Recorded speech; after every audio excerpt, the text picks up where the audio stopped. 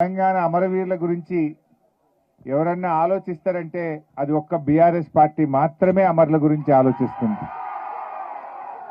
తెలంగాణ అమరులకు ప్రతి ఒక్కరికి వారి కుటుంబంలో ప్రభుత్వ ఉద్యోగం ఇచ్చి ప్రతి కుటుంబానికి 10 లక్షల రూపాయలు ఇచ్చి అమరులను గౌరవించింది.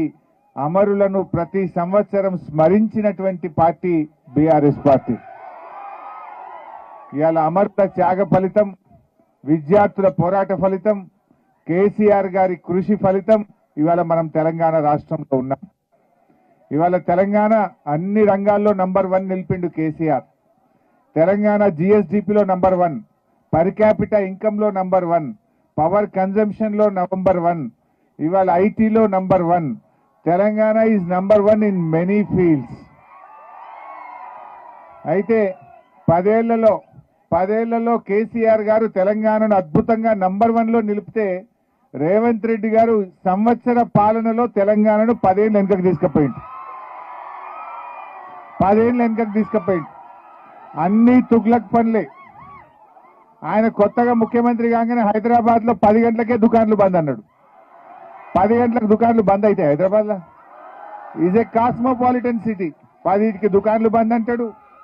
గచ్చిబౌలి ఎయిర్పోర్ట్ మెట్రో రైలు రద్దంటాడు. Pharma city రద్దంటాడు.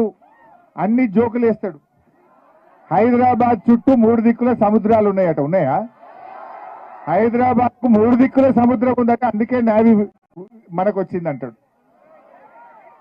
దిల్సుఖ్ నగర్ లో విమానాలు అమ్ముతారట. మీరు ఎవరైనా కొనుక్కున్నారా విమానాలు దిల్సుఖ్ నగర్ లో? దిల్సుఖ్ నగర్ లో విమానాలు అమ్ముతారంటాడు. పాపం రాజీవ్ గాంధీ కంప్యూటర్ కనిపెట్టిండట. అసలు కంప్యూటర్ కనిపెట్టినోడు ఏం కావాలిగా?